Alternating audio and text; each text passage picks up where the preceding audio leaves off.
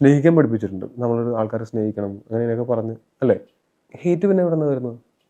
അപ്പോൾ ഹെയ്റ്റാണോ നമ്മളെ സ്ഥായി വികാരം? സ്നേഹിക്കാൻ നമ്മൾ പഠിക്കേണ്ടി വരും. ഇവിടെ ഒരു ഒരു പ്രകൃതി ദുരന്തമോ അല്ലെങ്കിൽ ഒരു ഭയങ്കരമായിട്ട് പേടിക്കേണ്ട എന്തെങ്കിലും ഒരു കാര്യം കോമൺ സൊസൈറ്റിക്ക് കോമൺ വേൾഡിനോ സംഭവിക്കുന്ന സമയത്ത് നമ്മൾ കാണിക്കുന്ന ആ ഒരു അടുപ്പവും സ്നേഹമില്ലേ, അത് എപ്പോഴും ഉണ്ടായിരുന്നെങ്കിൽ എന്നെനിക്ക് തോന്നിയിട്ടുണ്ട്. ഞാൻ ഭയങ്കരമായിട്ട് ഈ ചുറ്റുമുള്ള ആൾക്കാരെ ഡിപ്പെൻഡ് ചെയ്യുന്ന ഒരാളാണ്. ഡിപ്പെൻഡ് ചെയ്യാന്ന് വെച്ചാൽ എനിക്ക് ഒറ്റയ്ക്ക് ഇരിക്കുന്നതിനേക്കാൾ ഇഷ്ടം ആരെങ്കിലുമൊക്കെ ആയിട്ട് അടുപ്പമുള്ള ആൾക്കാരൊക്കെ ആയിട്ട് സംസാരിച്ചൊക്കെ ഇരിക്കുന്നതാണ്. ചുറ്റുമുള്ള ഈ ആളുകളിൽ നിന്നാണ് ഞാൻ കൂടുതലായിട്ട് ആൾക്കാരെ മനസ്സിലാക്കുന്നത്. ഇതെന്ന് പറഞ്ഞാൽ പണ്ടത്തെ ഞാൻ ഇപ്പൊ തിരിഞ്ഞു നോക്കുമ്പോ ഓ എന്തായിരുന്നടാ അങ്ങനെ തോന്നുന്ന ഒരു അത്. പക്ഷെ അന്ന് ഒരു ഭൂരിപക്ഷം അങ്ങനെ ആയിരുന്നു എന്നുള്ളതാണ്. ഒന്നും ഞാൻ അങ്ങനെ ഭയങ്കര നല്ലൊരു പ്രൊഡ്യൂസർ അല്ല. ഭയങ്കര നല്ലൊരു പ്രൊഡ്യൂസർ അല്ല ഇൻ ടേംസ് ഓഫ് ബിസിനസ്. എനിക്കത് അറിയില്ല. ഞാനൊരു ബിസിനസ്സുകാരനല്ല. മാത്സിൽ പണ്ടേ വീക്കാം.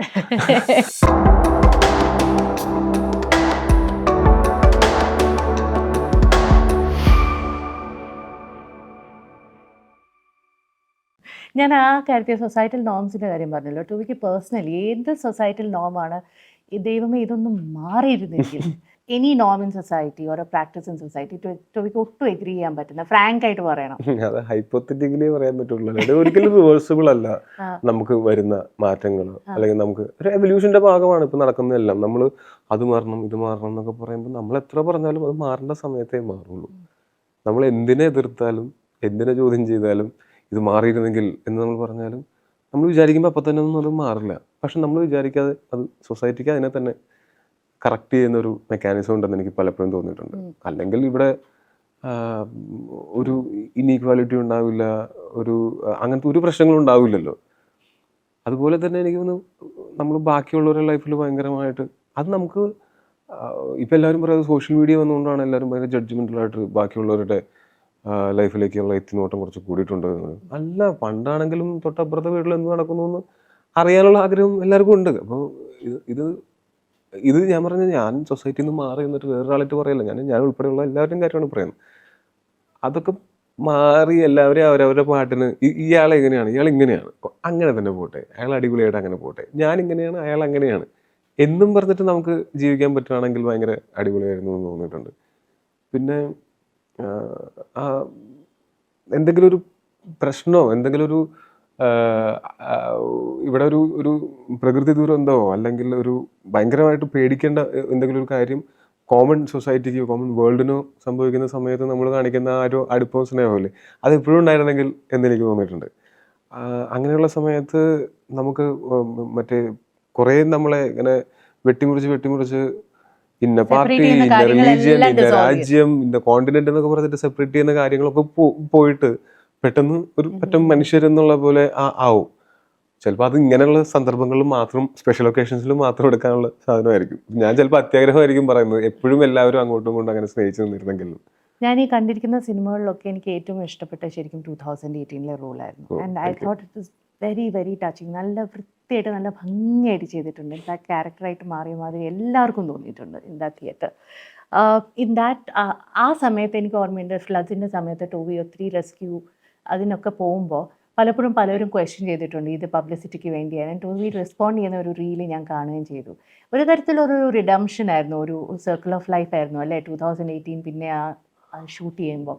What were your thoughts when you first heard the story? ഈ സിനിമ ടോവിക്ക് വരുവാണ് എന്ന് കേട്ടപ്പോൾ എന്തായിരുന്നു ഫീൽ? ഞാൻ ആദ്യം ചൂടേട്ടൻ്റെ അടുത്ത് പറഞ്ഞു, ചേട്ടാ വെറുതെ ആൾക്കാർ കാണാവുന്നാന്ന് വല്ലതും പറയും, ഞാനത് ക്യാഷ് ചെയ്യാൻ നോക്കുകയാണെന്നൊക്കെ പറയും. ഞാനില്ല ചേട്ടാ, നിങ്ങളത് ആരെങ്കിലും വെച്ച് പടം ചെയ്തു, ഞാനില്ല എന്നാണ് ആദ്യമായിട്ട് ഞാൻ ചൂടേട്ടൻ്റെ അടുത്ത് പറയുന്നത്. പക്ഷെ അന്ന് ചൂടേട്ടൻ പറഞ്ഞു നീ ഇല്ലെങ്കിൽ ഞാനും ചെയ്യണില്ല എന്നൊക്കെ പറഞ്ഞു. അപ്പം എനിക്ക് അങ്ങനെയൊക്കെ നമ്മളെ പറ്റി ഒരാൾ ചിന്തിക്കുകയാണെങ്കിൽ നല്ലതാണല്ലോ. പിന്നെ പുള്ളി എൻ്റെ അടുത്ത് പറഞ്ഞു ഇതിങ്ങനെ എടാ ഇത് അങ്ങനെ നമ്മൾ ഒരു ഒരു പ്രൊപ്പഗാൻഡയോ ഒരു ആരെങ്കിലും പാട്രണൈസ് ചെയ്യുന്ന അങ്ങനത്തെ ഒരു സിനിമയൊന്നും അല്ല ഇത്. നമ്മൾ ആക്ച്വലി അന്നുണ്ടായിരുന്ന കാര്യങ്ങളുടെ ഓർമ്മപ്പെടുത്തൽ പോലുമല്ല, അന്നുണ്ടായ കാര്യങ്ങളുടെ ഓർമ്മപ്പെടുത്തലല്ല, അതിനപ്പുറത്ത് അതിനെയൊക്കെ നമ്മൾ അതിജീവിച്ചില്ലേ എന്നുള്ള അതിൻ്റെ ഓർമ്മപ്പെടുത്തലാണ്. അതെനിക്ക് ഭയങ്കര ഇൻട്രസ്റ്റിംഗ് ആയിട്ട് തോന്നി. അന്ന് ജൂഡേട്ടനും ആൻഡോ ചേട്ടനും കൂടിയിട്ട് വന്നിട്ടാണ് അത് പറഞ്ഞത്. അപ്പോൾ പുള്ളിക്കൊരു ടെക്നിക്കുണ്ടെന്ന് പറയുന്നുണ്ടായിരുന്നു. ഈ ടെക്നിക്ക് എന്ന് വെച്ചാൽ ഒരു വലിയൊരു പറമ്പിൽ മതിൽ കെട്ടിയിട്ട് അതിനകത്ത് ഈ വീടുകളുടെയൊക്കെ സെറ്റ് ഇറക്കി വെച്ചിട്ട് അതിനകത്ത് തൊട്ടപ്പുറത്ത് പുഴയെന്ന് വെള്ളം പമ്പ് ചെയ്ത് ഇത് എത്ര 1 കോടി ലിറ്റർ എന്നോ അങ്ങനെ എത്രയാണ്, അത്രയും വെള്ളം വേണം. അങ്ങനെ എത്രയോ ലിറ്റർ വെള്ളം നിറച്ച് അതിനകത്താണ് നമ്മൾ ഇത് ഷൂട്ട് ചെയ്യണത്. അണ്ടർ വാട്ടർ ടാങ്കും നമ്മളവിടെ കെട്ടിയുണ്ടാക്കിയതാണ്. അപ്പം നമ്മൾ അങ്ങനെ ഷൂട്ട് ചെയ്യുന്ന സമയത്ത് ചുറ്റും നോക്കിയാൽ വെള്ളവും വീടുകളും ആൾക്കാരെല്ലാവരും ആ ഇമേജ് നമുക്ക് ഓർമ്മയുള്ള ഒരു ഇമേജാണ്. അത് ഷൂട്ട് ചെയ്യുന്ന സമയത്ത് ഇത് ഷൂട്ടിംഗ് ആണെന്ന് അറിയാമെങ്കിൽ പോലും ഞാൻ അതിനെ കണ്ട് എനിക്ക് ഡിസ്റ്റർബ്ഡ് ആവുകയോ പേടിയോ ഒന്നുമില്ല. ഞാൻ ആലോചിച്ചത് എൻ്റെ പൊന്നെ നമ്മൾ ഇതിനെയൊക്കെ അതിജീവിച്ചില്ലേ, അതെങ്ങനെയാ അത് നമ്മുടെ കഴിവുകൊണ്ടൊന്നുമല്ല പ്രളയം മാറിപ്പോയത്. പക്ഷെ നമ്മൾ ആ പ്രളയം മാറുന്നവരെയും ജീവനോടെ ഇരുന്നു എന്ന് പറയുന്നതാണ് നമ്മളുടെ വിജയം, നമ്മളുടെ അതിജീവനം എന്ന് പറയുന്നത്. നമ്മൾ തല്ലുമാലയുടെ സമയത്ത് മീറ്റ് ചെയ്തപ്പോൾ ടോബി പറഞ്ഞ ഒരു ലൈൻ ഭയങ്കര പോപ്പുലറായി, വേറെ ഒരു ലൈൻ, അതേതാണെന്ന് ഓർമ്മയുണ്ടോ? ഞാനിങ്ങനെ ഇടയ്ക്കിടയ്ക്ക് ഒരു ഞാൻ കലിപ്പന്റെ കാന്താരിയായിരുന്നു, ടോക്സിക് ആയിരുന്നു, ഇപ്പം മാറി. അല്ല അത് ആ കാലഘട്ടത്തിന്റെ ഇപ്പൊ നമ്മൾ ആ സമയത്ത് ബെൽബോട്ടം പാൻറ് ഇട്ട് നടന്നിട്ടില്ലേ 2000-ൽ, അത് നോക്കി അത് ഭയങ്കര വൈറലായിരുന്നു, അറിഞ്ഞായിരുന്നോ? അല്ല അത് ഞാൻ അറിഞ്ഞില്ല. അല്ല അത് നമ്മള് ഒരിക്കൽ എന്തെങ്കിലും ആയിരുന്നു എന്നുള്ളത് കൊണ്ട് നമുക്കൊരു നമ്മളെ തന്നെ ഒന്ന് ഒരു ബെറ്റർമെന്റിനുള്ള സ്കോപ്പ് ഉണ്ടെങ്കിൽ നമ്മളത് ഒഴിവാക്കേണ്ട കാര്യമില്ല എന്ന് വിശ്വസിക്കുന്ന ആളാണ് ഞാൻ. ഇപ്പൊ ഇന്ന് ഞാൻ പറയുന്ന കാര്യങ്ങളും അതിനേക്കാൾ ബെറ്റർ ഒരു പോയിന്റ് ഓഫ് വ്യൂ എനിക്ക് ആരെങ്കിലും പറഞ്ഞു തന്നാൽ അത് അഡാപ്റ്റ് ചെയ്യാനായിട്ട് എനിക്ക് അതിനോട് ചേർന്ന് നിൽക്കാൻ എനിക്ക് സന്തോഷമേ ഉള്ളൂ. ഇതെന്ന് പറഞ്ഞാൽ പണ്ടത്തെ ഞാൻ ഇപ്പൊ തിരിഞ്ഞു നോക്കുമ്പോ ഓ എന്തായിരുന്നടാ അങ്ങനെ തോന്നുന്ന ഒരു അത്. പക്ഷെ അന്ന് ഒരു ഭൂരിപക്ഷം അങ്ങനെയായിരുന്നു എന്നുള്ളതാണ്. എനിക്ക് കലിപ്പന്റെ കാന്താരി എന്നൊന്നും വിളിക്കാൻ പറ്റില്ല, ബിക്കോസ് എനിക്കൊന്ന് ജെൻഡർ ഇഷ്യൂ ഉണ്ട് അവിടെ. കാന്താരി എന്ന് പറയുന്ന ഒരു ലേഡീനെയല്ലേ റെഫർ ചെയ്യും. But anyway I was bringing you to this point, കാരണം ആ ഒരു കോൺവെർസേഷൻ നടന്നത് ഇസ് സോ റെലവെന്റ്. ഈ ടോക്സിക് മാസ്കുലിനിറ്റിയെ കുറിച്ച് ഇപ്പോൾ കുറേ സംസാരങ്ങൾ ഉണ്ടാകുമ്പോഴും ആ റേസ് ചെയ്ത പോയിന്റ് ഭയങ്കര റെലവെന്റ് ആയിരുന്നു.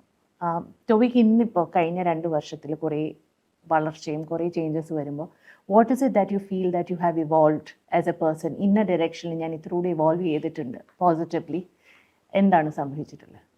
നമ്മൾ അന്ന് കണ്ടു കഴിഞ്ഞതിന് ശേഷം കുറേ ഉണ്ടായിട്ടുണ്ട്. അതായത് ഓരോ സിനിമയും ചെയ്യുന്ന സമയത്ത് ഞാനിപ്പോൾ ഒരു പണ്ടെടുത്തിരുന്നതിനേക്കാൾ പ്രിപ്പറേഷൻ ടൈം കൂടുതൽ എടുക്കുന്നുണ്ട്. പിന്നെ ആ ടൈം എടുക്കുമ്പോൾ ഞാൻ ഒറ്റയ്ക്കല്ല, ഇതിന്റെ തിയറി അറിയാവുന്നവരുമായിട്ട് ഞാൻ ഡിസ്കഷൻസിൽ ഇരിക്കുന്നുണ്ട്. അത് എൻ്റെ പെർഫോമൻസിൽ തീർച്ചയായിട്ടും പ്രതിഫലിക്കും. അപ്പം അത് ഞാൻ എന്തെങ്കിലും പെർഫോമൻസ് ഞാൻ കാണാപ്പാടം പഠിച്ച് റിഹേഴ്സൽ ചെയ്തിട്ട് സെറ്റ് വന്ന് ചെയ്യുന്നു എന്നുള്ള പോലെയല്ല. ഞാൻ കൂടുതലും ചെയ്യുന്നത് പ്രോപ്പർ ആക്ടിങ് ട്രെയിനേഴ്സ് ഒക്കെ ആയിട്ട് ഇരുന്നിട്ട് ഞാൻ ചെയ്യുന്നത് ഈ ക്യാരക്ടറിനെ ഒന്ന് അനലൈസ് ചെയ്ത് എനിക്ക് എന്തൊക്കെ എക്സ്പ്ലോർ ചെയ്യാം. അപ്പോൾ അതിങ്ങനെ ഡിസ്കഷൻസിലൂടെ വരുമ്പോൾ ഇത് ചെയ്യാം ഇത് ചെയ്യേണ്ട എന്നുള്ളത് നമുക്ക് ഡിസ്കസ് ചെയ്ത് തീരുമാനിക്കാം. അല്ലാതെ ആരെങ്കിലും എനിക്ക് പാഠം 1 എന്ന് പറഞ്ഞിട്ട് പറഞ്ഞു തരുന്ന പോലെയല്ല. അപ്പോൾ അത് നമ്മൾ ചില സീക്വൻസുകൾ ചെയ്ത് നോക്കുമ്പോൾ ഇത് തന്നെയാണോ നമുക്ക് വേണ്ടത് എന്ന് നമുക്ക് അവിടെ തീരുമാനിക്കാൻ പറ്റും. അപ്പോൾ ഈ സിനിമയ്ക്കും ഉണ്ടായിരുന്നു. ഈ സിനിമയ്ക്ക് ഭയങ്കര ഇമ്പോർട്ടൻ്റ് ആയിരുന്നത്. അതെനിക്ക് ഭയങ്കരമായിട്ട് ഹെൽപ്പും ചെയ്തിട്ടുണ്ട് ഈ നടികർ എന്നുള്ള സിനിമയ്ക്ക് വേണ്ടിയിട്ട് അത് ചെയ്തപ്പോൾ. കാര്യം അത് ഒരു എനിക്കും അറിയാവുന്നൊരു മേഖലയാണ്. പക്ഷെ അതിനപ്പുറത്തേക്ക് ആ സ്ക്രിപ്റ്റിൽ തന്നെ നമ്മൾ എക്സ്പ്ലോർ ചെയ്യാവുന്ന കുറേ മേഖലകൾ നമുക്ക് കിട്ടി. അത് ഞാൻ മാത്രമല്ല, ഞാനും ജീനും എൻ്റെ റൈറ്റർ സുവിനും എല്ലാവരും കൂടി ഒരുമിച്ചായിരുന്നത്. അങ്ങനെ ഒരുമിച്ചിരിക്കുന്ന സമയത്ത് നമുക്ക് അങ്ങോട്ടും ഇങ്ങോട്ടും ഷൂട്ട് തുടങ്ങുന്നതിന് മുമ്പേ ഞങ്ങൾ സെയിം പേജിലാണ്. എന്താ ചെയ്യാൻ പോകുന്നത് ഞാൻ എന്നുള്ള കാര്യം ഇവർക്ക് ചെറിയ ധാരണയുണ്ട്. പിന്നെ സെറ്റിൽ എത്തിക്കഴിഞ്ഞ സമയത്ത് നമ്മൾ പ്രിപ്പയർഡ് ആയിട്ട് പോയി കഴിഞ്ഞാൽ നമുക്ക് ഓൺ ടോപ്പ് ഓഫ് ദാറ്റ് നമുക്ക് ഇംപ്രൂവൈസ് ചെയ്യാം. അല്ലെങ്കിൽ നമ്മളൊരു സാധനം എഴുതി വെച്ചിട്ട് അതേപോലെ തന്നെ ചെയ്യണമെന്നില്ല. അതിൽ നമുക്ക് എത്രത്തോളം സിനിമയുടെ നല്ലതിന് വേണ്ടിയിട്ട് ഇംപ്രൂവൈസ് ചെയ്യാമോ അതങ്ങനെ ചെയ്യാം എന്ന് അങ്ങനെയായിരുന്നു എല്ലാവരും വിചാരിക്കുകയും ചെയ്തിരുന്നത്. അത് നല്ലൊരു മാറ്റമാണ്. പിന്നെ എനിക്ക് ഡിസിപ്ലിൻ ഇങ്ങനെ കുറച്ചായിട്ട് ഇങ്ങനെ കൂടി വരുന്നുണ്ട്. അതിന് കാരണം എന്താ വെച്ചാൽ ഡിസിപ്ലിൻ ഇൻ ദ സെൻസ് ഞാൻ ഒട്ടും ഡിസിപ്ലിൻഡ് അല്ലാത്ത ഒരാളായിരുന്നു. ഭക്ഷണ കാര്യങ്ങളിലാണെങ്കിലും നമ്മളുടെ എന്തെങ്കിലും ഇപ്പോൾ വർക്കൗട്ടിൻ്റെ കാര്യത്തിലാണെങ്കിലും സീസണലി നമ്മളത് ചെയ്യുള്ളൂ. ഇപ്പോൾ ഒരു സിനിമ ഡിമാൻഡ് ചെയ്യുന്നുണ്ടെങ്കിൽ അതിനു വേണ്ടി വർക്കൗട്ട് ചെയ്യും എന്നുള്ളതിൽ നിന്ന് മാറി ഞാനിപ്പോൾ അതൊരു മിന്നൽ മുരളിക്ക് മുമ്പ് പോലെ തുടങ്ങിയിരുന്നു. ഒരു സ്ഥിരമായിട്ട് കുറച്ച് നേരം വർക്കൗട്ട് എല്ലാ ദിവസവും ചെയ്യുക, ആഴ്ചയിൽ 5 ദിവസമെങ്കിലും 1 മണിക്കൂർ വർക്കൗട്ട് ചെയ്യുക എന്നുള്ളതിലേക്ക് ഞാൻ എത്തി. What do you do for your mental health? Mental ഹെൽത്തിന് ഈ പറഞ്ഞില്ലേ ഞാൻ 1 മാസത്തെ വെക്കേഷൻ എന്ന് പറഞ്ഞില്ലേ, അതേപോലെ തന്നെ എൻ്റെ ഒരു പരിപാടി എന്ന് പറഞ്ഞാൽ ഞാൻ പരമാവധി വീടൊക്കെ എടുത്തിട്ട് ഇപ്പോൾ ഷൂട്ടിന്റെ സമയത്താണെങ്കിലും ഹോട്ടൽ റൂംസിന് പകരം വീടെടുക്കും. അപ്പോൾ ഒരു വീടെടുക്കുന്ന സമയത്ത് എൻ്റെ സ്റ്റാഫ് ഉണ്ടല്ലോ, എൻ്റെ സ്റ്റാഫ് എല്ലാം എൻ്റെ കൂടെ തന്നെ ഉണ്ടായിരിക്കും. അപ്പോൾ എൻ്റെ ട്രെയിനർ ഉണ്ടായിരിക്കും, എൻ്റെ മാനേജർ ഉണ്ടായിരിക്കും, എൻ്റെ അസിസ്റ്റൻ്റ് ഉണ്ടായിരിക്കും, എൻ്റെ ഷെഫ് ഉണ്ടായിരുന്നു. ഷെഫ് ഒരു ആക്സിഡൻറ്റിൽ മരിച്ചുപോയി, വിഷ്ണു. അതിനുശേഷമാണ് ഞാൻ കുറച്ച് ഈ വീടെടുത്ത് നിൽക്കുന്ന പരിപാടി കുറഞ്ഞത്. ഞാൻ ഹോട്ടൽസിലേക്ക് തന്നെ കുറച്ചാൾ കൂടെ ഹോട്ടലിൽ തന്നെ താമസിക്കാം എന്ന് തോന്നി തുടങ്ങിയത് എനിക്ക് അപ്പോഴാണ്. അതല്ലെങ്കിൽ എന്ന് വെച്ചാൽ ഇവരെല്ലാവരും കൂടി ഒരുമിച്ചൊരു ബോയ്സ് ഹോസ്റ്റൽ പോലെയാണ്. ഞങ്ങള് രാവിലെ എഴുന്നേൽക്കുമ്പോഴത്തേക്കും ആരെങ്കിലൊക്കെ പത്രമൊക്കെ വായിച്ചുകൊണ്ടിരിപ്പുണ്ടാവും. ഇത് കാസർഗോഡ് ഷൂട്ട് ചെയ്യുന്ന സമയത്തും അജയന്റെ 2ാം വർഷം ഷൂട്ട് ചെയ്യുന്ന സമയത്തും ഇതായിരുന്നു. നമ്മൾ അന്നത്തെ ഇന്റർവ്യൂ കഴിഞ്ഞ് ഞാൻ നേരെ പോയത് അദൃശ്യകാലങ്ങളും അത് കഴിഞ്ഞിട്ട് ARM. അപ്പോൾ ആ സമയത്തൊക്കെ ഞാൻ ഈ വീടെടുത്ത് താമസിക്കുമ്പോൾ ഞാൻ എൻ്റെ പെറ്റ് ഡോഗ് പാബ്ലോനെയും കൊണ്ടുവരുന്നു. എൻ്റെ 4 തത്തകളുണ്ട്. തത്തകളും ഉണ്ടായിരുന്നു എൻ്റെ കൂടെ. അവിടെ അവർക്ക് പറ്റിയ സ്പേസസ് ഉണ്ടായിരുന്നു. അപ്പോൾ രാവിലെ ആ വീടും അങ്ങനത്തെ ഒരു വീടായിരുന്നു, വലിയൊരു വീട്. ഞങ്ങൾക്ക് 5 പേർക്കോ 6 പേർക്കോ സുഖമായിട്ട് താമസിക്കാവുന്ന. അപ്പോൾ അവിടെ പുറത്ത് മറ്റേ ഉമ്മരത്ത് പേപ്പറൊക്കെ വായിച്ചുകൊണ്ട് ആരെങ്കിലൊക്കെ ഇരിപ്പുണ്ടാവും. അതുപോലെ ഒരു ചായ ഇട്ട് തരാനായിട്ട് ആരെങ്കിലും ഉണ്ടായിരിക്കും. തിരിച്ച് നമ്മളും ഈ പറഞ്ഞ പോലെ ഭയങ്കര അത് ശരിക്കും ഒരു ബോയ്സ് ഹോസ്റ്റൽ പോലെ വന്നു പോവാം, താമസിക്കാം, ലിഡിയക്ക് കുഞ്ഞുങ്ങൾക്ക് എല്ലാവർക്കും വരാം, ആ ഒരു സൗകര്യം ഉണ്ടല്ലോ. അതെ, അതും മാത്രമല്ല നമുക്ക് ഏറ്റവും എല്ലാ ദിവസവും നമ്മൾ ഏറ്റവും കൂടുതൽ കാണുന്ന ആൾക്കാർ നമ്മൾ കൂടെ തന്നെയാണ് താമസിക്കുന്നത്. അത് എനിക്കും ഇവരാരും എനിക്കെതിരെ ചിന്തിക്കുക പോലും ചെയ്യാത്ത ആൾക്കാരാണെന്ന് എനിക്ക് അറിയുകയും ചെയ്യാം. അപ്പൊ എനിക്കുണ്ടാവുന്ന ഒരു സെൻസ് ഓഫ് സെക്യൂരിറ്റി, എനിക്ക് ഇവരോട് എന്തും പറയാം, ഒരു സന്തോഷമാണെങ്കിലും സങ്കടമാണെങ്കിലും ഇവരോട് പങ്കുവയ്ക്കാം. ഈ ഷെയറിങ് എന്ന് പറയുന്ന സാധനം ഭയങ്കര ഇമ്പോർട്ടൻ്റ് ആണ്.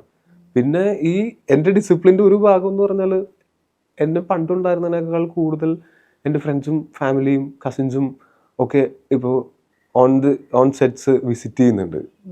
അതും ഞാനും അതൊരു എവിടെയാണ് വാട എന്നൊക്കെ പറഞ്ഞിട്ട് ഇവരെ വിളിച്ച് വരുത്തി കുറച്ചു നേരം അവിടെ നമ്മൾ ബ്രേക്സിലൊക്കെ വർത്താനം പറഞ്ഞിരിക്കുക. അത് ഭയങ്കര റിലീഫാണ് ആൾക്കാരോട് സംസാരിച്ചിരിക്കുക. അപ്പം നമുക്ക് ഏറ്റവും അടുത്ത ആൾക്കാരാകുമ്പോൾ എന്ത് പൊട്ട കോമഡിക്ക് വേണമെങ്കിലും ചിരിക്കാം, എന്ത് വളിച്ച വിറ്റ് വേണമെങ്കിലും പറയാം. നമുക്ക് ഏറ്റവും പ്രിയപ്പെട്ട ആൾക്കാർ ഇവർക്ക് എന്ത് രീതിയിലും എന്നെ ക്രിട്ടിസൈസ് ചെയ്യാം. അതായത് ഈ എൻ്റെ ചുറ്റുമുള്ള എൻ്റെ ഏറ്റവും അടുപ്പമുള്ള ആൾക്കാർ എന്നെ ഒരിക്കലും ഒരു സിനിമ നടൻ സെലിബ്രിറ്റി എന്ന് കൊണ്ടൊന്നും ട്രീറ്റ് ചെയ്യില്ല. അത് കാരണം കൊണ്ട് എനിക്ക് ഭയങ്കര എളുപ്പമാണ്, ബലം പിടിച്ചിരിക്കണ്ട. ഇത് നല്ല കാര്യമാണ്. അതിൻ്റെ കൂട്ടത്തിൽ തന്നെ ടോവി ഇപ്പം നമ്മൾ ഈ ഒരു ഇൻഡസ്ട്രിയിൽ നിൽക്കുമ്പോൾ ഔട്ട്സൈഡർ എന്ന നിലയ്ക്ക് ടോവിക്ക് എന്ത് തോന്നുന്നു? എന്തൊക്കെയായിരിക്കും നമ്മുടെ ക്വാളിറ്റീസ്, നമുക്ക് വേണ്ട qualities to sustain in this industry? നമുക്ക് കയറി പറ്റാം, നമുക്ക് 1 2 സിനിമകൾ ചെയ്യാം, പക്ഷെ നമ്മൾ പലപ്പോഴും കേൾക്കാറുണ്ട് പലർക്കും സസ്റ്റെയിൻ ചെയ്യാൻ പറ്റുന്നില്ല ആ ഒരു success. What do you think is A quality that you have that takes you forward through all these പല തരത്തിലുള്ള ആൾക്കാരുടെ ഇടയ്ക്കൂടെ?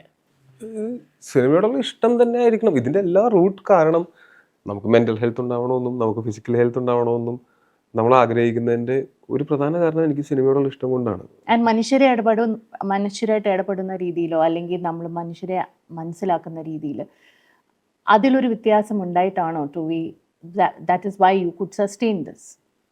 അങ്ങനെ തോന്നാറുണ്ടോ? ആയിരിക്കാം. കാര്യം ഞാൻ ഭയങ്കരമായിട്ട് ഈ ചുറ്റുമുള്ള ആൾക്കാരെ ഡിപ്പെൻഡ് ചെയ്യുന്ന ഒരാളാണ്. ഡിപ്പെൻഡ് ചെയ്യാന്ന് വെച്ചാൽ എനിക്ക് ഒറ്റയ്ക്ക് ഇരിക്കുന്നതിനേക്കാളും ഇഷ്ടം ആരെങ്കിലുമൊക്കെ ആയിട്ട് അടുപ്പമുള്ള ആൾക്കാരൊക്കെ ആയിട്ട് സംസാരിച്ചൊക്കെ ഇരിക്കുന്നതാണ്. പിന്നെ എനിക്ക് എൻ്റെ ചുറ്റുമുള്ള ഈ ആളുകളിൽ നിന്നാണ് ഞാൻ കൂടുതലായിട്ട് ആൾക്കാരെ മനസ്സിലാക്കുന്നത്. അതായത് കൂടുതലായിട്ട് സൊസൈറ്റീനെ മനസ്സിലാക്കുന്നതും എന്താണ് ഇപ്പോൾ സൊസൈറ്റിയിലെ ഓൺഗോയിങ് ട്രെൻഡ് എന്ന് ഞാൻ ഓൺലൈൻ നോക്കിയിട്ടല്ല മനസ്സിലാക്കുന്നത്. ഞാൻ ആക്ച്വൽ മനുഷ്യന്മാർ അവരുടെ അടുത്ത് നിന്നാണ് ഞാനത് ഇപ്പം എന്താണ് സൊസൈറ്റിയിൽ നടക്കുന്നത്, എങ്ങനെയൊക്കെയാണ് ആൾക്കാർ ചിന്തിക്കുന്നത്, ചിന്താഗതികൾ മാറുന്നുണ്ടല്ലോ. ഇതെല്ലാം കൂടുതലായിട്ടും എനിക്ക് അറിയാൻ പറ്റുന്നത് എൻ്റെ പുറംലോകമായിട്ടുള്ള ഏറ്റവും അടുപ്പമുള്ള കണക്ഷൻ അതാണ്. പിന്നെ സിനിമ സെറ്റുകളിലും കുറേ ആൾക്കാരുണ്ട്, ഈ സെലിബ്രിറ്റി സ്റ്റാറ്റസ് ഇല്ലാത്ത ആൾക്കാരുണ്ടല്ലോ. എന്നാൽ എല്ലാ ദിവസവും നമ്മൾ കാണുന്നത് നമ്മളെ കോ വർക്കേഴ്സ് ആണ്. സിനിമയിൽ അങ്ങനെയും സെലിബ്രിറ്റി സ്റ്റാറ്റസ് ഇല്ലാത്ത ഇഷ്ടംപോലെ ആൾക്കാരുണ്ടല്ലോ. ഇവരൊക്കെയാണ് നമ്മൾക്ക് ഈ സൊസൈറ്റിയുമായിട്ടുള്ള. അല്ലാതെ എനിക്ക് ചിലപ്പോൾ ഒറ്റയ്ക്ക് ഒരു ട്രെയിനിലൊന്നും പോകാൻ ചിലപ്പോൾ ഇപ്പോൾ മാസ്ക് ഒക്കെ വെച്ചൊക്കെ പോവാം, അതല്ല ഞാൻ പറഞ്ഞു ചിലപ്പോൾ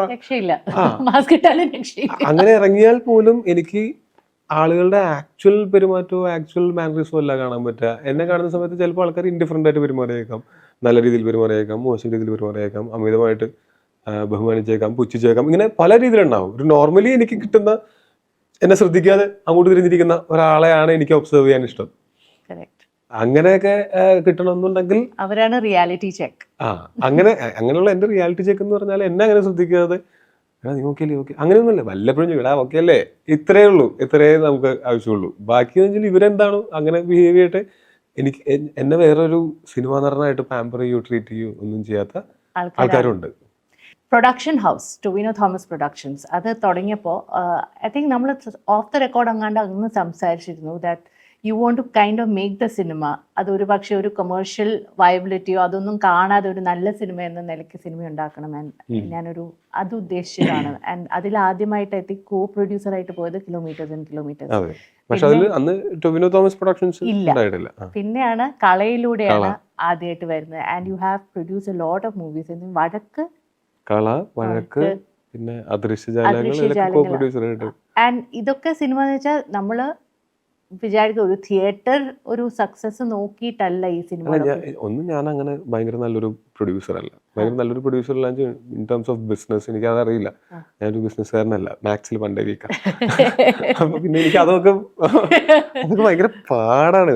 പക്ഷെ അതിനൊക്കെ നമ്മളെ ഹെൽപ്പ് ചെയ്യാനായിട്ട് ആൾക്കാർ, അതൊക്കെ ടേക്ക് കെയർ ചെയ്യുന്ന ആൾക്കാർ ഉള്ളതുകൊണ്ടാണ് ഞാൻ ഇങ്ങനെ ഒരു പ്രൊഡക്ഷൻ എന്ന് പറയുന്ന പരിപാടിക്ക് മുതിരുന്നത് തന്നെ. അതും ഞാൻ ചെയ്തിട്ടുള്ള സിനിമകൾ കോ പ്രൊഡക്ഷനിലാണ് ചെയ്തേക്കുന്നതിന് കാരണവും നമ്മളങ്ങനെ അഡ്ജസ്റ്റ് ചെയ്താൽ മാത്രം സക്സസ്ഫുൾ ആവുന്ന, അല്ലെങ്കിൽ അങ്ങനെ മാത്രം നമുക്ക് അതിൻ്റെ റിസ്ക് കുറയ്ക്കാൻ പറ്റും. അല്ലാതെ എനിക്ക് അതിൽ നിന്ന് കുറേ പൈസ ഉണ്ടാക്കാൻ വേണ്ടിയിട്ടല്ല ഞാൻ പ്രൊഡ്യൂസർ ആവുന്നത്. ഞാൻ പ്രൊഡ്യൂസർ ആവുന്നത് ആ പ്രൊഡ്യൂസറുടെ ഒരു ലാഭമാണെങ്കിലും നഷ്ടമാണെങ്കിലും ഷെയർ ചെയ്യാൻ വേണ്ടിയിട്ടാണ്. അതിന് വേണ്ടിയിട്ടാണ്. അപ്പം ഞാൻ അങ്ങനെ ശമ്പളം മേടിച്ചിട്ടായിരിക്കില്ല അഭിനയിക്കുന്നത്. അത് മാത്രമല്ല, ടൊവിനോന് അതൊരു വലിയൊരു ആക്ടിങ്ങിന് ഒരു ലേണിംഗ് എക്സ്പീരിയൻസും കൂടിയാണ്. അപ്പൊ ഡോക്ടർ അർജുന്റെ കൂടെയൊക്കെ വർക്ക് ചെയ്യാന്ന് പറയുന്നത് lot of learning which happens and growth as an actor that happens. Maranamass എന്ന് പറഞ്ഞ സിനിമ അത് മാസാണോ? മാസ് പടമല്ല, പക്ഷെ അതും ഒരു യൂഷ്വൽ സിനിമയല്ല. പക്ഷെ എനിക്ക് അതിലെ ഹ്യൂമർ വരെ വർക്കായി. ആ സിനിമ പ്രൊഡ്യൂസ് ചെയ്യാനായിട്ട് വേറെ ആരെങ്കിലും അടുത്ത് ചെന്ന് പറയുന്നതിനേക്കാൾ നമുക്ക് തന്നെ ചെയ്തുകൂടെ. അതിന്റെ ഡയറക്ടർ എന്ന് പറയുന്നത് ശിവപ്രസാദ് മിന്നൽ മുറിയിൽ അസോസിയേറ്റ് ആയിട്ടുണ്ടായിരുന്ന ആളാണ്. അതിൻ്റെ കഥ എഴുതിയിട്ടുള്ളതും അതിലൊരു പ്രധാന കഥാപാത്രം ചെയ്തതും സിജു സണ്ണിയാണ്. അപ്പോൾ ഇവരൊക്കെ നമുക്ക് പരിചയമുള്ള ആൾക്കാരും, ശിവനായിട്ട് കുറേ നാളായിട്ടുള്ള മിന്നലിൻ്റെ സമയം മുതലുള്ള നല്ല അടുപ്പമുള്ള ആളാണ്. നമുക്ക് കണക്ട് ചെയ്യാനായിട്ട് പറ്റിയിട്ടുള്ള ഒരാളാണ്. അപ്പൊ അങ്ങനെ ഈ ഒരു കഥയൊക്കെ കിട്ടിയപ്പോൾ ഇൻട്രസ്റ്റിംഗ് ആയിട്ട് തോന്നി. പിന്നെ അതിലെ കാസ്റ്റിംഗ് വന്നപ്പോഴത്തേക്കും ബേസിൽ, രാജേഷ് മാധവൻ തുടങ്ങിയിട്ടുള്ള നമ്മളുടെ വളരെ ഓൾറെഡി ചിരി വന്നു തുടങ്ങി. ബേസിൽ കേൾക്കുമ്പോഴേ നമ്മുടെ ഉള്ളിൽ നിന്ന് ഒരു ചിരി തുടങ്ങി. അതിന് കുറേ രസമുള്ള സീക്വൻസസ് ഉണ്ട്. ഞാൻ ഭയങ്കരമായിട്ട് ചിരിച്ചു ആ കഥ കേട്ടിട്ട്. അപ്പോ എനിക്കൊന്ന് നമുക്ക് പിന്നെ ബേസിലിന് ഭയങ്കര മാർക്കറ്റുള്ള നടനായതുകൊണ്ട് ചിലപ്പോൾ ഇതിൽ കുറച്ച് കാശ് ഉണ്ടാക്കിയേക്കാം എന്നൊരു ചിന്തയുണ്ട്. അല്ല, ബേസിൽ ആക്ച്വലി അവന്റെ സ്പേസ് ഭയങ്കരമായിട്ട് കണ്ടെത്തിയിട്ടുണ്ട്. ആ സ്പേസിൽ നിന്നുകൊണ്ട് അതിലും അവൻ അഴിഞ്ഞാടാൻ പറ്റുന്ന ഒരു ക്യാരക്ടറാണ് ഈ അഴിഞ്ഞാടൽ. ഞാൻ അതാണ് ഇപ്പൊ ഈയിടയ്ക്ക് ഏറ്റവും യൂസ് ചെയ്യുന്ന വാക്കാണ് അഴിഞ്ഞാടൽ, എസ്പെഷ്യലി ഫാഫയുടെ സിനിമയ്ക്ക് ശേഷം. അങ്ങനെ അഴിഞ്ഞാടാനുള്ള ക്യാരക്ടേഴ്സ് കിട്ടുക എന്നുള്ളതും അതിൽ വൃത്തിക്ക് അഴിഞ്ഞാടുക എന്നും പറയുന്നത് ഭയങ്കര ഭാഗ്യമാണ്. ഭയങ്കര ഡിഫിക്കൽട്ടും ആണ്. ആ ഒരു മീറ്റർ കറക്റ്റ് പിടിക്കുക എന്ന് പറയുന്നത്. അതെ, ഒരു ഒന്നങ്ങോട്ടോ ഒന്നിങ്ങോട്ടോ എന്ന് പറയാൻ പാടില്ല. ബട്ട് എനിവേ, നമുക്കപ്പോ ഒരു ചെറിയ ഗെയിം ചെയ്തിട്ട് നമുക്ക് ക്ലോസ് ചെയ്യാം. നമ്മൾ ഗെയിം കളിച്ചെന്ന് തോന്നുന്നു കഴിഞ്ഞ തവണ, പക്ഷെ എന്നാലും ഒന്ന് ട്രൈ ചെയ്ത് നോക്കാം.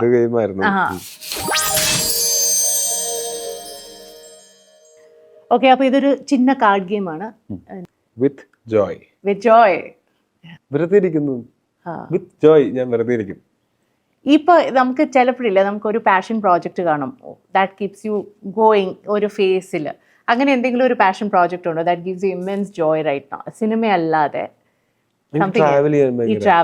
എനിക്ക് ഭയങ്കര, അതായത് ട്രാവൽ ചെയ്യുന്ന വെച്ചാൽ ഇത്തരം കൺട്രീസിൽ പോയി തീർക്കുക എന്നുള്ളതായിരുന്നു നമ്മുടെ ബക്കറ്റ് ലിസ്റ്റിൽ ആദ്യം ഉള്ളൊരു സാധനമാണ്. എല്ലാ രാജ്യത്തും പോകണം എന്നൊക്കെ പറയുന്ന പോലത്തെ ഇത്. അത് ആഗ്രഹിക്കുന്നതിൽ തെറ്റില്ലല്ലോ. അങ്ങനെ ഒരു ബക്കറ്റ് ലിസ്റ്റ് ഒക്കെ എനിക്കുണ്ട്.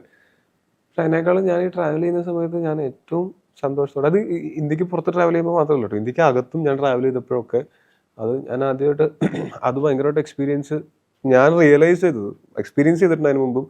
ഞാൻ റിയലൈസ് ചെയ്തത്, ഞാൻ ഒരു തവണ എൻ്റെ കുറച്ച് ഫ്രണ്ട്സുമായിട്ട് ഒരു ABCD ഒക്കെ ഷൂട്ട് കഴിഞ്ഞിരിക്കുന്ന സമയമാണ്, 2012 ആദ്യം. ആ സമയത്ത് ഹരിദ്വാർ, ഋഷികേഷ്, ജോഷിമഠ്, ഔളി എന്നൊക്കെ പറഞ്ഞിട്ട് അങ്ങനെ ഒരു കറക്കം പോയിരുന്നു. ഒന്നുമില്ല, അപ്പ് ആൻഡ് ഡൗൺ ഡൽഹിക്കുള്ള ട്രെയിൻ ടിക്കറ്റ് മാത്രമേ ബുക്ക് ചെയ്തിട്ടുണ്ടായിരുന്നുള്ളൂ. അപ്പം അന്ന് ഞങ്ങൾ ചെയ്തിരുന്നതെന്ന് വെച്ചാൽ ഏതെങ്കിലും ഒരു ചായക്കടയിലോ പോയിരുന്നിട്ട് ഒരു ചായയും അല്ലെങ്കിൽ ഒരു കാപ്പിയൊക്കെ പറഞ്ഞിട്ട് ഞങ്ങളിങ്ങനെ വെറുതെ ഗൂഗിൾ മാപ്സ് ഒക്കെ എടുത്ത് ഏതൊക്കെയാ സ്ഥലങ്ങളെന്ന് മനസ്സിലാക്കിക്കൊണ്ടിരിക്കും. പക്ഷെ അപ്പോൾ ആ സമയത്ത് നമ്മൾ അവിടെ നിന്ന് പരിചയപ്പെടുന്ന, അല്ലെങ്കിൽ നമുക്ക് ചായ കൊണ്ടുതരുന്ന ചേട്ടനോട് ചോദിക്കും, ചേട്ടാ ഇതിലിവിടെ കാണാൻ ഏറ്റവും നല്ല സ്ഥലങ്ങൾ ഏതൊക്കെയാണ്? അപ്പൊ അവര് പറയുന്നതായിരിക്കും കറക്റ്റ് സ്ഥലം. ചിലപ്പോൾ ഗൂഗിൾ പറയുന്നതിനേക്കാളും കറക്റ്റ് ആയിട്ടുള്ള സ്ഥലങ്ങൾ അവര് പറയാം. കാര്യം ഗൂഗിൾ മാപ്പിൽ കണ്ടിട്ട് ഒരു സ്ഥലം കണ്ടിട്ട് ഞാൻ ഗൂഗിൾ ഇമേജസിൽ ഒരു ഫോട്ടോ കണ്ടിട്ട് ഞാൻ എൻ്റെ ദൈവം ഇവിടെ പോയേ പറ്റൂ എന്നിട്ട് ഞങ്ങൾ 2 കിലോമീറ്റർ മലയൊക്കെ കയറിയിട്ടാണ് പോകുന്നത്. എത്ര മണിക്കൂർ കൊണ്ടാണ് ആ മല കയറി അവിടെ എത്തിക്കഴിയുമ്പോൾ ആ കണ്ട ഫോട്ടോ മറ്റേ സമ്മറിലായിരുന്നു നമ്മൾ ചെന്ന, അല്ല വിന്ററിലായിരുന്നു നമ്മൾ ചെന്നപ്പോൾ സമ്മറിൽ ഉണങ്ങി വരേണ്ട കിടക്കുകയാണ് അവിടെ. അങ്ങനെയൊക്കെ ഉണ്ടാവാം. അപ്പൊ അതിന് ഏറ്റവും ബെസ്റ്റ് അവിടുത്തെ ലോക്കൽ ആൾക്കാരുടെ അടുത്ത് സംസാരിക്കുക എന്നുള്ളതാണ്. എനിക്ക് പെട്ടെന്ന് മഞ്ഞുമല്ല ചായക്കടയാണോ ഞാൻ അങ്ങനെ അതിനുശേഷം, അപ്പൊ അതിനു മുമ്പും അത് ആ ഒരു ലോക്കൽ ആൾക്കാരുമായിട്ടുള്ള ഇന്ററാക്ഷൻസിൽ നിന്നായിരിക്കും നമ്മൾ അവിടുത്തെ ലൈഫ് എക്സ്പീരിയൻസ് ചെയ്തിട്ടുണ്ടാവുക. ഞാൻ എൻ്റെ ഇടയ്ക്ക് ഒരു കാര്യം ചോദിച്ചോട്ടെ, ഇപ്പോൾ ഈ 200 crore ക്ലബും 100 കോടിയും ഒക്കെ ഈ നമ്പേഴ്സ് ഇങ്ങനെ കേട്ടോണ്ടിരിക്കുമ്പോഴേ ഈ 40-45 കോടിയുടെ സിനിമയും കൊണ്ട് ഇറങ്ങുന്ന നടികരുടെ ടീമിന് ഭയങ്കര സ്ട്രെസ് ആയിരിക്കില്ലേ? എന്നെ സംബന്ധിച്ചിടത്തോളം പ്രൊഡ്യൂസർക്ക് നഷ്ടം വരരുത് എന്നുള്ളത് മാത്രമേ ഉള്ളൂ. പ്രൊഡ്യൂസർക്ക് നഷ്ടം വരാത്തിടത്തോളം ഞാൻ വളരെ ഹാപ്പിയാണ്. അതിനപ്പുറത്തേക്ക് ഈ കോടിക്കണക്കിൻ്റെ അതിൽ എനിക്ക് അത് എന്തുകൊണ്ട് ഇത്ര വലിയ വിഷയമാകുന്നു എന്ന് ഞാൻ പലപ്പോഴും ചിന്തിച്ചിട്ടുണ്ട്. സിനിമ നല്ലതാണോ ചീത്തയാണോ എന്നുള്ളതാണ് എന്നെ സംബന്ധിച്ചിടത്തോളം അതിനേക്കാളും ഇമ്പോർട്ടൻ്റ്. സിനിമ അതായത് കോടിക്കണക്കിന് ശരിക്കും പ്രൊഡ്യൂസറുടെയാണ്. മരണമാസം എത്ര കോടി അടിക്കുന്നു ചിലപ്പോൾ ഞാൻ അന്വേഷിക്കും, അതും ചിലപ്പോൾ ഞാൻ അന്വേഷിക്കുന്നു വരില്ല. കാര്യം അത് എന്നെ സംബന്ധിച്ചിടത്തോളം അത് ചെയ്യുമ്പോൾ അതിൻ്റെ ഒരു സന്തോഷം എന്നുള്ളതാണുള്ളൂ. അല്ലാതെ ഇത്രയും കോടി കിട്ടിയാൽ നമുക്ക് എന്ത് ചെയ്യാനാണ്? 100 കോടി 500 കോടി നമുക്ക് വലിയ തുകയാണ്. എന്തിനാണ് നമുക്ക് ഒരു സാധാരണ ഒരു മനുഷ്യന് ജീവിക്കാൻ അതിൻ്റെ ആവശ്യമുണ്ടോ? അപ്പോൾ ഞാൻ ചോദിക്കുന്ന ഒരു സിനിമയ്ക്ക് 100 കോടി 1000 കോടി അതിൽ ആ ഒരു കണക്ക് പറയുമ്പോൾ ക്രിക്കറ്റ് കളിക്ക് ഇത്ര റൺ എടുത്തു എന്നൊക്കെ പറയണ പോലെയുള്ള ഒരു ഹരം എന്നുള്ളതിനപ്പുറത്ത് അത് അങ്ങനെ പ്രൊഡ്യൂസർക്കല്ലാതെ വേറെ ആർക്കെങ്കിലും, അഭിനയിക്കുന്നവർക്കാണെങ്കിലും അല്ലെങ്കിൽ ആ സിനിമയിൽ വർക്ക് ചെയ്തിട്ടുള്ള എല്ലാവർക്കാണെങ്കിലും അതല്ലെങ്കിൽ കാണുന്ന സിനിമ കാണുന്ന ആൾക്കാർക്കാണെങ്കിലും ഡസ് ഇറ്റ് റിയലി മാറ്റർ? ഈ 100 കോടി 200 കോടി ഇൻഡസ്ട്രിക്ക് മൊത്തത്തിൽ ഗുണമാണ് തീർച്ചയായിട്ടും അതെ. പക്ഷെ ഞാൻ ആലോചിക്കുന്ന സമയത്ത് എന്താണ് അതിൻ്റെ കാര്യം എന്താണ്? അത് നമുക്കതുകൊണ്ട് എന്താണ് അതിൻ്റെ ഒരു, ഇപ്പോൾ എനിക്ക് അത്യാവശ്യം ബാങ്കബിലിറ്റി ഒക്കെ ഉണ്ട്. ഞാൻ ഈ ബാങ്കബിലിറ്റിയിലുള്ള സിനിമകൾ തന്നെയാണ് മലയാളത്തിൽ നിന്നുകൊണ്ട് ചെയ്യാനായിട്ട് ആഗ്രഹിക്കുന്നത്. ബാങ്കബിലിറ്റി കൂടുന്നതിനനുസരിച്ച് നമുക്ക് വേണമെങ്കിൽ വലിയ സിനിമകൾ ചിന്തിക്കാം എന്നുള്ളതേ ഉള്ളൂ. ബാങ്കബിലിറ്റി കൂടിയില്ലെങ്കിലും നമുക്ക് നമ്മൾ ആ ലിമിറ്റഡ് ബഡ്ജറ്റിൽ നിന്നിട്ട് നമ്മൾ കുറേ സിനിമകൾ ചെയ്തിട്ടുണ്ടല്ലോ. ഞാൻ ഹിന്ദി സിനിമയിൽ അഭിനയിക്കാൻ പോയി കഴിഞ്ഞാൽ ഇവിടുത്തെ ഒരു 3 മലയാളം സിനിമ എഫക്റ്റഡ് ആവും. അത് കാരണമുണ്ട്. അപ്പം ഞാനിപ്പോൾ എനിക്കാണെങ്കിൽ ഇങ്ങനെ പെട്ടെന്ന് ഇങ്ങനെ ഒരു പ്ലാൻ ഉണ്ടാക്കിയിട്ട് നിങ്ങൾ കുറച്ചുകൂടെ വെയിറ്റ് ചെയ്യും, ഞാൻ മറ്റു സിനിമ ചെയ്തിട്ട് വരാം എന്ന് പറയാനുള്ള ആ ഒരു മനക്കെട്ടിയില്ല. എനിക്ക് ഞാൻ സൽമാൻ ഖാന്റെ കൂടെ എവിടെയൊക്കെയോ പിക്ചേഴ്സ് കണ്ടിരുന്നു. അപ്പൊ അയ്യോ അതൊന്ന് ഫോട്ടോ എടുക്കാൻ പോയതാ. ഞാൻ ശരി എന്തെങ്കിലും പരിപാടി മീറ്റ് ചെയ്യാനായിട്ട് ഒരു അവസരം കിട്ടിയിരുന്നു. അപ്പൊ മീറ്റ് ചെയ്തു. എന്താന്നേ ഐ മീൻ സീരിയസ്ലി ആരെങ്കിലും എന്തെങ്കിലും പറയുമ്പോ ഓ നിങ്ങളിത് സീരിയസ്ലി തന്നെയാണോ പറയണേ? അത് ചില കാര്യങ്ങളൊക്കെ കാണുമ്പോൾ അങ്ങനെ തോന്നാറുണ്ട്. പക്ഷെ അത് ഞാൻ അതിനെ ബ്ലെയിം ചെയ്യണില്ല. മൊത്തത്തിൽ അത് അങ്ങനെ നമ്മൾ അതിനെപ്പറ്റി ചിന്തിച്ചിട്ടില്ല എന്നുണ്ടെങ്കിൽ ആ ഒരു ഫ്ലോയിൽ നമ്മൾ പോകും. പല കാര്യങ്ങളും അങ്ങനെയാണ്. ചിന്തിച്ചിട്ടില്ല, നമ്മൾ ചിന്തിച്ചു തുടങ്ങുന്ന സമയത്ത് ഇവിടെ ഇത് മനസ്സിലാക്കാൻ ഇത്ര ബുദ്ധിമുട്ടുള്ള കാര്യമാണോ? അത് ഞാൻ വേറെ രീതിയിൽ ഇന്റർപ്രിറ്റ് ചെയ്തേ. ടോവി എന്തെങ്കിലും ഒരു കാര്യം പറഞ്ഞു, ഐ മീൻ ദിസ് സീരിയസ്ലി എന്ന് പറഞ്ഞു, ആൾക്കാർ വിശ്വസിക്കാത്ത എന്തെങ്കിലും സംഭവങ്ങളുണ്ട്? അതൊക്കെ ഉണ്ടാവും. എന്റെ ലൈഫിലുണ്ടാവുന്ന പല കാര്യങ്ങളും പറഞ്ഞാൽ വിശ്വസിക്കാത്ത കാര്യങ്ങളൊക്കെ ഉണ്ടായിട്ടുണ്ട്. ഞാൻ പറഞ്ഞിട്ടുണ്ട് ഏത് ഇന്റർവ്യൂല് ഫാൻ പൊട്ടിക്കൊണ്ടിട്ടുണ്ട് എന്റെ മേത്ത്. നമ്മുടെ ഇന്റർവ്യൂല് തന്നെയാണോ ഞാൻ പറഞ്ഞിട്ടുള്ളത്? ഫാൻ മുകളിൽ സ്ക്രൂ കഴിഞ്ഞ് എന്റെ പുറത്തോട്ട് വന്ന് വീണിട്ടുണ്ട്. ഞാനും എന്റെ കോളേജിലെ ജൂനിയേഴ്സ്, ഞാൻ അവരായിട്ട് വരെ കമ്പനി ആയിരുന്നു. 2-3 പേര്. ഒരാൾ എൻ്റെ കൂട്ടുകാരൻ്റെ അനിയനും. അപ്പോൾ അവന്മാരായിട്ടായിരുന്നു ഞാൻ കൂടുതൽ കമ്പനി ഒരു സമയത്ത്. അപ്പോൾ ഞങ്ങൾ ഒരുമിച്ച് സിനിമയ്ക്കൊക്കെ പോയിട്ട് തിരിച്ച് വന്നു കഴിഞ്ഞപ്പോഴത്തേക്ക് ഞാൻ ഇവന്മാരുടെ റൂമിലാണ് കിടക്കുന്നത്. അപ്പോൾ ഇവന്മാർ 3 പേരുണ്ട്, ഞാനും ഉണ്ട്. അപ്പോൾ ഞാൻ നോക്കിയപ്പോൾ ഫാൻ അങ്ങനെ കറക്റ്റ് നടുക്കാണ്, ആ റൂമിൻ്റെ നടുക്കാണ് ഫാൻ. അപ്പോൾ ഞാൻ നോക്കുമ്പോൾ സൈഡിൽ കിടന്ന് അത്ര കാറ്റ് കിട്ടില്ല. ഞാൻ സീനിയറാണ് മാറിക്കിടക്കണം എന്നൊക്കെ പറഞ്ഞിട്ട് ഇവരായിട്ട് ഭയങ്കര കമ്പനിയാണ്. അതായത് വൈകുന്നേരം മുഴുവൻ ഞങ്ങൾ കറങ്ങി നടന്നിട്ട് ഞങ്ങൾ തിരിച്ചു വരുമ്പോഴത്തേക്ക് ഞാൻ പറഞ്ഞു കഴിഞ്ഞാൽ ഒരു സീനിയർ ആയതുകൊണ്ടല്ല, എന്നോടുള്ള ഇഷ്ടം കൊണ്ട് അവന്മാർ സൈഡിലേക്ക് മാറിക്കിടന്ന് തരും. അപ്പോൾ ഞാൻ നടക്കിടക്കും, മാറിക്കിടക്കും. പിള്ളേരെ സീനിയേഴ്സ് പറയണത് ജൂനിയേഴ്സ് കേൾക്കണം എന്നൊക്കെ പറഞ്ഞിട്ട് ഇവന്മാർ സൈഡിലും ഞാൻ നടക്കും. അത്ര ദൂരമൊന്നുമില്ല, ഇത്രേ ഉള്ളൂ മൊത്തം ബെഡ്. അതിനകത്ത് ഈ ചാള പുറത്ത് അടുക്കിയിട്ടേക്കണ പോലെയാണ് ഞങ്ങൾ കിടക്കുന്നത്. ഈ നടുക്ക് ഈ കറക്റ്റ് ഫാനിൻ്റെ കാറ്റും കൊണ്ട് ഞാൻ കിടന്നുറങ്ങുകയായിരുന്നു. ഭാഗ്യത്തിന് കമിഴ്ന്നാണ് കിടന്നുറങ്ങിക്കൊണ്ടിരുന്നത്. കിടന്ന ശബ്ദവും പെട്ടെന്ന് എന്തോ പുറത്തു വന്ന് വീഴുന്ന പോലെ എനിക്കൊന്നും മനസ്സിലായില്ല. ഉറക്കപ്പിച്ചുമാണ്, ഒന്നും മനസ്സിലായില്ല. പെട്ടെന്ന് നോക്കുമ്പോൾ പുറത്ത് അപ്പോഴാണ് വേദന തുടങ്ങുന്നത്. വീട് ഉടനെ വേദന ഉണ്ടാവില്ല. അയ്യോ എന്താ, ഞാൻ നോക്കുമ്പോൾ ഫാനാ. ഇത് ഞാൻ ആദ്യമായിട്ട് കേൾക്കുക ഒരാളുടെ അല്ലെങ്കിൽ ഫാനൊക്കെ, ഒരാളുടെ മേത്ത് ഫാനൊക്കെ പൊട്ടി. സിനിമയിലൊക്കെ നമ്മൾ കണ്ടിട്ടുള്ളൂ. അപ്പോൾ ഞാൻ അപ്പുറത്തെ ഗോപു എന്ന് പറഞ്ഞിട്ടുള്ള ഈ ജൂനിയർ എൻ്റെ കൂട്ടുകാരനായിട്ട് തന്നെയാണ്. എടാ നോക്കടാ ഫാൻ പറയുമ്പോൾ ചേട്ടൻ ഇതൊരു രാത്രി ഫാനൊക്കെ കഴിച്ചിട്ട് പരിപാടി, അവന് ഉറക്കത്തില്ല. അപ്പൊ അവനെ വിളിച്ചിട്ട് കാര്യമില്ല. ഞാൻ അവിടെ നിന്ന് കഴിഞ്ഞിട്ട് ടെറസിന്റെ മുകളിൽ, ഞാൻ പഠിച്ചത് കോയമ്പത്തൂരാണ്, ടെറസിന്റെ മുകളിലായിട്ട് കയറ് കൊണ്ടുള്ള കട്ടിലുണ്ടാവും, അതേ പോയി കിടക്കുക എന്നുള്ളതാണ്. കിടന്നപ്പോണ്ട് ചെറിയ ചാറ്റൽ മഴ, അപ്പൊ തന്നെ എഴുന്നേറ്റ് താഴ്ത്തു വന്ന് സൈഡിൽ കിടന്നുറങ്ങി. അതായത് ചില സമയത്ത് സ്ട്രേഞ്ചർ ദാൻ ഫിക്ഷൻ ആയിട്ടുള്ള കാര്യങ്ങളുണ്ടാവും ജീവിതത്തിൽ. Last, it's not about that actually. It's not about that actually. ഇത് എൻ്റെ ഒരു വട്ടൻ തോട്ടാണ്. ഞാൻ പലപ്പോഴും വിചാരിക്കുന്നത് നമുക്ക് ഇവിടെയുള്ള ഇൻഫ്രാസ്ട്രക്ചേഴ്സ് മുഴുവൻ ഹ്യൂമൻ ബീയിങ്സിന്റെ വെൽബീയിങ്ങിന് വേണ്ടിയിട്ടുള്ളതാണ് എന്നുള്ളതാണ്. പക്ഷെ ചില സമയത്ത് എനിക്ക് തോന്നും നമുക്ക് കൂട്ടം കൂടി തല്ലുകൂടാൻ വേണ്ടി മാത്രമാണ് ഓരോന്നായിട്ട് നമ്മളെ അത് നമ്മളിൽ ഇൻബിൽട്ട് ആയിട്ടുള്ള ഒരു സാധനമാണെന്ന് തോന്നുന്നു. കൂട്ടം കൂടി വഴക്ക് കൂടുക എന്ന് പറയുന്നത് മനുഷ്യന്മാരുടെ ഒരു ബേസിക് സാധനമാണെന്ന് തോന്നുന്നു. ഞാൻ അതിനെ തള്ളി പറയുന്നില്ല, ഞാൻ മനുഷ്യനാണല്ലോ.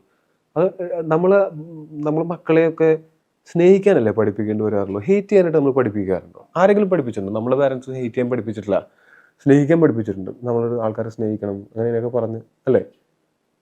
അപ്പോൾ ഹേറ്റ് പിന്നെ എവിടെ നിന്ന് വരുന്നത്? അപ്പോൾ ഹേറ്റാണോ നമ്മളെ സ്ഥായി വികാരം?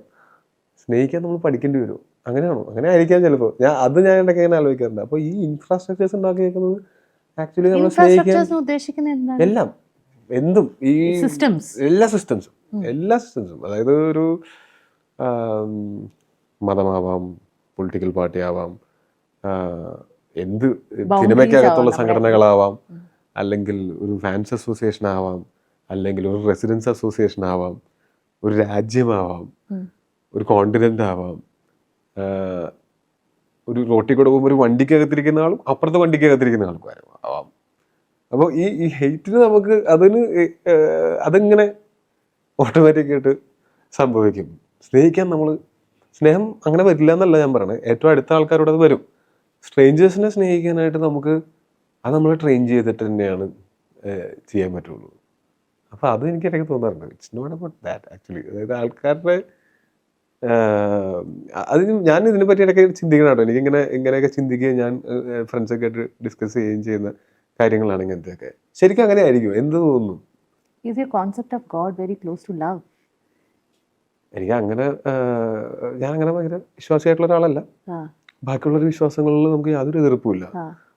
ആസ് ലോങ് ആസ് മറ്റുള്ളവരെ ഉപദ്രവിക്കുന്നില്ലെങ്കിൽ എല്ലാ വിശ്വാസവും അടിപൊളിയാണെന്ന് വിശ്വസിക്കുന്ന ആളാണ് ഞാൻ. അത് ഞാൻ പറഞ്ഞ കൂട്ടം കൂടലല്ലേ, ഏതും രാജ്യം എന്നുള്ള നിലയ്ക്കോ, ഒരു സംസ്ഥാനം എന്നുള്ള നിലയ്ക്കോ, അല്ലെങ്കിൽ ഏതെങ്കിലും ഒരു സംഘടന എന്നുള്ള നിലയ്ക്കോ, ഒരു മതം എന്നുള്ള നിലയ്ക്കോ, ഒരു പൊളിറ്റിക്കൽ പാർട്ടി എന്നുള്ള നിലയ്ക്കോ ഒക്കെ അതിൻ്റെ സ്ഥായീഭാവം സ്നേഹമാണെങ്കിൽ അത് ഭയങ്കര അടിപൊളിയാണ്. ആൾക്കാർ ഉപദ്രവിക്കുന്നില്ലെങ്കിൽ എല്ലാം അടിപൊളിയാണ്.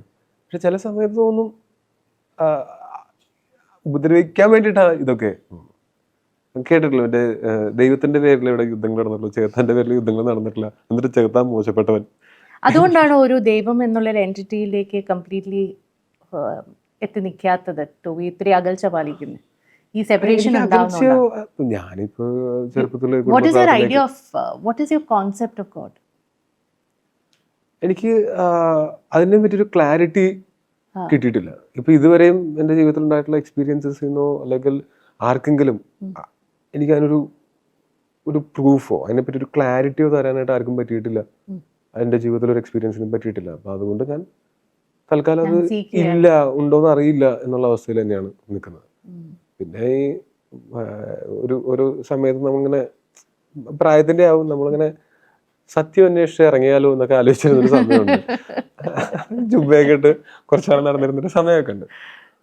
ഓഷോന്റെ പുസ്തകങ്ങളൊക്കെ വായിക്കുക എന്നൊക്കെ. അത് ഓരോരോ സമയത്ത് മറ്റേ എനിക്ക് തന്നെ പിന്നീട് ആലോചിക്കുന്ന സമയത്ത് മറ്റേ പടത്തിൽ വരല്ലേ, ഒരു വേണുനാഗവള്ളിയിലായി എന്ന് പറയുന്ന പോലത്തെ മറ്റേ മണിമല രാജേട്ടന്റെ ക്യാരക്ടർ ഒക്കെ എനിക്ക് തന്നെ ഓർമ്മ പോകുന്നുണ്ട്. അങ്ങനത്തെ ഒക്കെ പരിപാടികളൊക്കെ ഉണ്ടായിരുന്നു. അപ്പൊ നമ്മൾ സംസാരിക്കുകയും അടുത്തിടപെടുകയൊക്കെ ചെയ്യുന്ന ആൾക്കാരും അതെ എന്നൊക്കെ പറഞ്ഞിട്ട് ഈ ബുദ്ധിജീവികളൊക്കെ ആയിട്ട് ഇന്ററാക്ട് ചെയ്യുന്ന സമയത്ത് ഈ സത്യം അന്വേഷിച്ച് എന്താണ് നമ്മുടെ ലൈഫിന്റെ പർപ്പസ്, എന്താണ് ജീവിതത്തിന്റെ സത്യം എന്ന് പറയുമ്പോൾ അത് നമുക്ക് മനസ്സിലാവില്ല. അതെനിക്കിതുവരെ മനസ്സിലായിട്ടില്ല. എന്തെങ്കിലും മനസ്സിലാവുമെന്ന് എനിക്കറിയില്ല. പക്ഷെ നമ്മൾ സത്യമാണെന്ന് വിചാരിച്ചിരുന്ന പല കാര്യങ്ങളും നുണയാണെന്ന് മനസ്സിലാവും.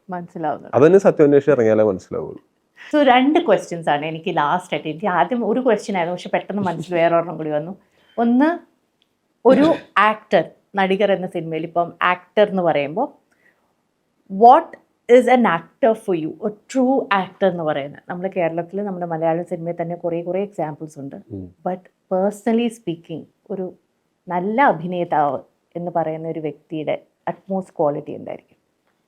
ഏറ്റവും നല്ല ആക്ടറിന്റെ ക്വാളിറ്റി എന്ന് പറയുന്നത് ആ കഥാപാത്രം കാണുന്ന സമയത്ത് നമുക്ക് ആക്ടറിനെ കാണാതെ ആ കഥാപാത്രത്തിന് മാത്രം കാണാൻ പറ്റുക എന്ന് പറയുന്നതാണ്.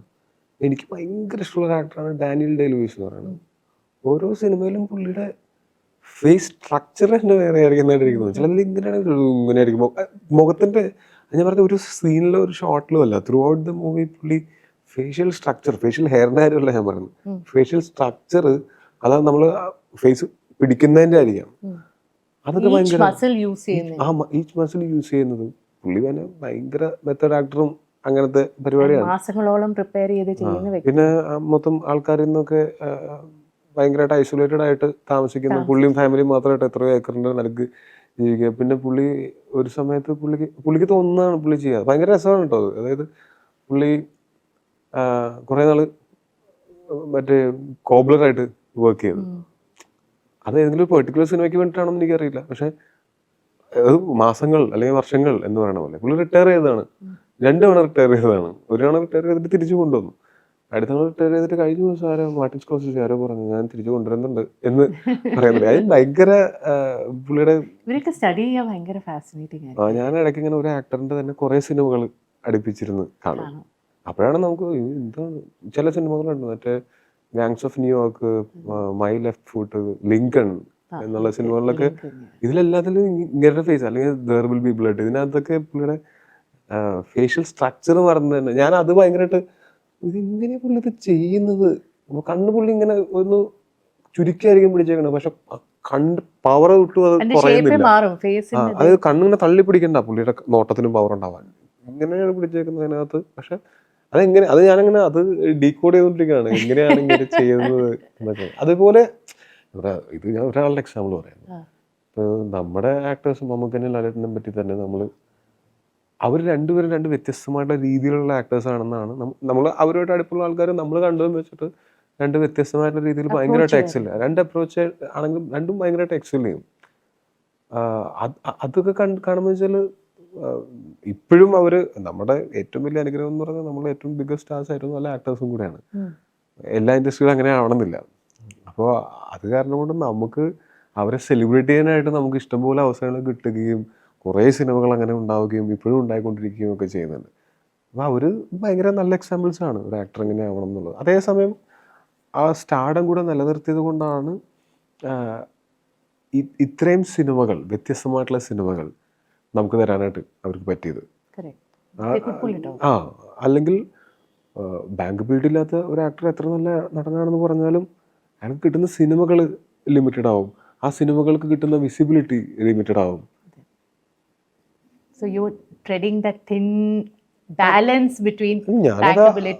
എനിക്ക് ഭയങ്കര സെൻസിബിൾ ആയിട്ട് തോന്നിയ നമ്മളുടെ സീനിയർ ആയിട്ടുള്ള നമ്മുടെ മലയാള സിനിമയിലെ അധികായന്മാർ ചെയ്തിട്ടുള്ള അത് കണ്ടിട്ട് ആണല്ലോ നമ്മൾ വളർന്നു വരുന്നത്. അപ്പൊ നമ്മളത് ചെയ്യണ്ടേ. ആൻഡ് ഐ ആം ഡാഷ് എന്ന് പറഞ്ഞു കഴിഞ്ഞാൽ ടോവിനോ ഇപ്പൊ ആ ഡാഷ് എങ്ങനെയാണ് പൂരിപ്പിക്കുക ഇപ്പൊ at this moment? I am happy. ഞാൻ ഭയങ്കര അതും പഠിക്കേണ്ട കാര്യമാണ്. സന്തോഷവാനാവുക എന്ന് പറഞ്ഞാൽ എഫോർട്ട് എടുക്കേണ്ട കാര്യമാണ്. സ്നേഹിക്കാൻ പഠിക്കേണ്ട പോലെ എല്ലാം കയ്യിലുണ്ടെങ്കിലും ചിലപ്പോൾ നമുക്ക് ഹാപ്പി ആവാൻ പറ്റില്ല. അതിന്റെ എഫോർട്ട് എടുക്കണം. നമ്മളെ ചോയ്സ് ശരിക്കും ആണ്. ഹാപ്പിനെസ് എന്ന് പറയുന്നത് ഒരു ചോയ്സാണ്. നമുക്ക് ഒരു ചെറിയൊരു കുഞ്ഞു കാര്യത്തിന് വേണ്ടിയിട്ട് വേണമെങ്കിൽ നമുക്ക് വെറി ചെയ്യാം. ഞാൻ വെറി ചെയ്യുന്ന ആളൊക്കെ തന്നെയാണ്. പക്ഷെ അത് കഴിഞ്ഞ് ഞാൻ തന്നെ ആലോചിക്കും എന്തിനും ഈ ഉള്ള സമയം ചില്ല് ചെയ്തേക്കാം, ഇത് പിന്നത്തേക്കും മാറ്റി വെച്ചേക്കാം, ഇതിനെ പറ്റിയിട്ടുള്ള വെറി ചെയ്യാനായിട്ട്. അപ്പൊ ഇന്ന് തൊട്ട് വെറി ചെയ്ത് തുടങ്ങിക്കഴിഞ്ഞാൽ അടുത്തൊരു 5 ദിവസം ഞാൻ വെറി ചെയ്യണം. മറ്റന്നാൾ തൊട്ട് വെറി ചെയ്യാം, അപ്പൊ ഒരു 3 ദിവസത്തേക്ക് വെറി ചെയ്താൽ മതി. അപ്പൊ അത് അങ്ങനെയൊക്കെ നമുക്ക് അപ്പൊ പിന്നെ ഉള്ള സമയം ഹാപ്പി ആയിട്ടിരിക്കുക. Anyway, thanks so much for coming to me and thanks for making this conversation happen. ഇതൊരു നമ്മുടെ ചിന്ന ഗിഫ്റ്റ് ആണ്. തേങ്ങയാണ്. ഇറ്റ്സ് എ ബ്രാൻഡ് കോൾ തേങ്ങ. ആൻഡ് ഇതെല്ലാം നമ്മുടെ തേങ്ങ പ്രോഡക്ട്സ് ആണ്. Thank you. പിള്ളേർക്ക് കൊടുക്കാം. അത്യാവശ്യം ഡ്രിങ്കും പിന്നെ സൂപ്പ് ബോളും കാര്യങ്ങളുണ്ട്. Thanks so much. Thank you.